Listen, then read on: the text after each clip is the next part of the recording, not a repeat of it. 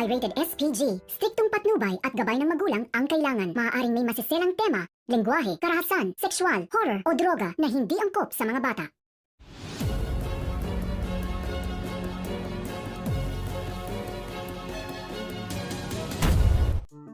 Mas lalo pa ngang tumindi ang galit ni Angel kay Vanessa matapos ngang malaman ni Angel at Kiara na may binabalak pala itong si Lorraine at Fonz na kausapin itong si Mr. Guerrero. Narinig nila na may tinatawagan si Lorraine at Fonz at napagtanto nila na si Mr. Guerrero pala ang nais ngang kausapin ng dalawang ito. Si Mr. Guerrero ang dating guro ni Kiara at Angel na siguradong nagdududa si Angel at Kiara na kukuha nga si Fonz at Lorraine ng impormasyon tungkol sa kanila.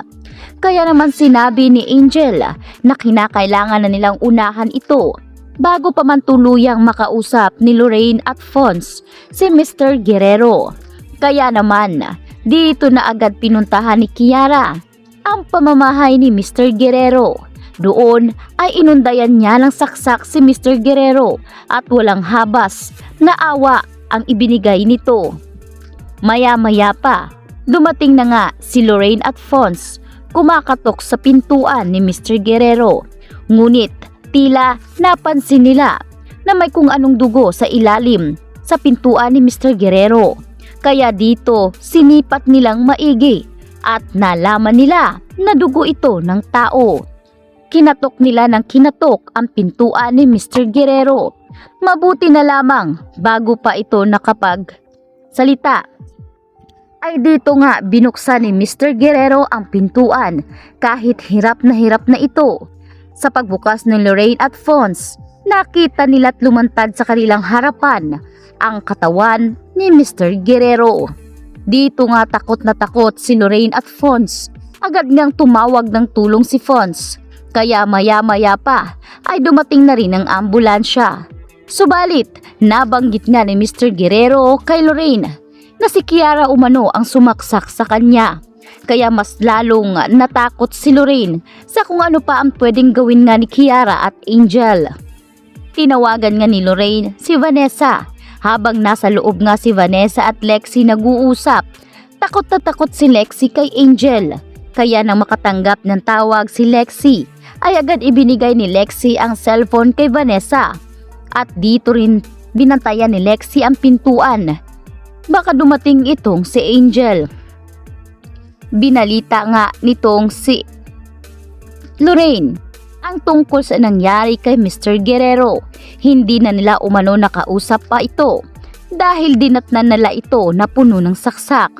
Subalit, nabanggit umano ni Mr. Guerrero na si Kiara umano ang dahilan kung bakit siya nasaksak.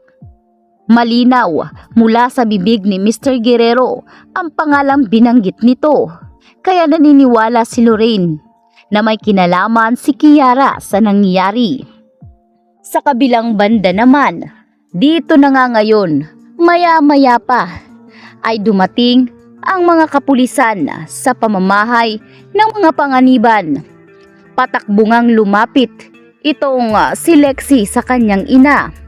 Sinabi nga ni Lexi na may mga pulis umano sa labas. Sumunod na itong si Yaya Veron. Sinabi ni Yaya Veron na may mga pulis sa labas at hinahanap si Angel.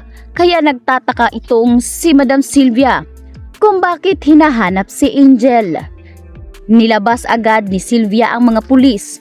Tinanong kung ano ang nangyari at bakit nila hinahanap si Angel.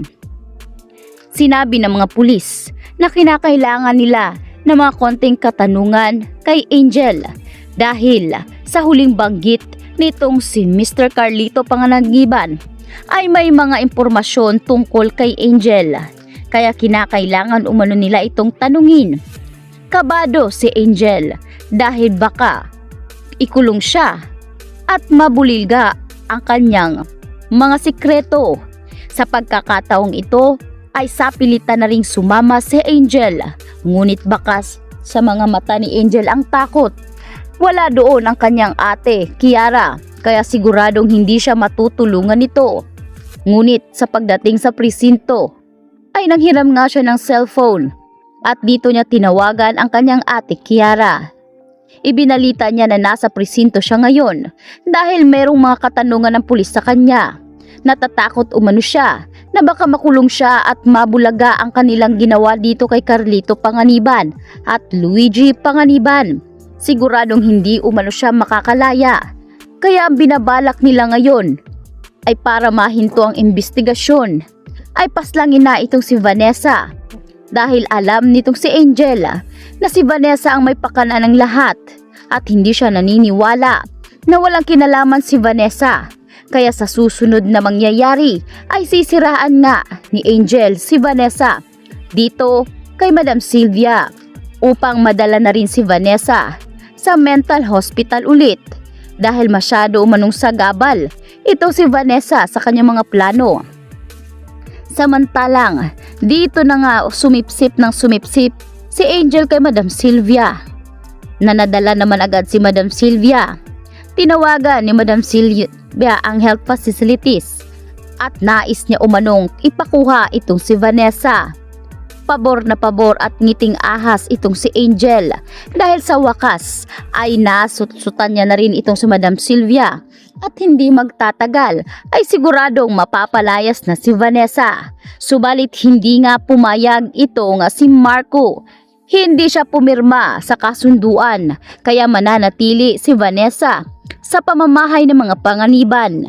Sinabi rin ni Marco dito kay Sylvia na kung hindi niya pakikinggan ang anak ay lilipat na lamang sila ng ibang tahanan at iiwanan niya si Angel.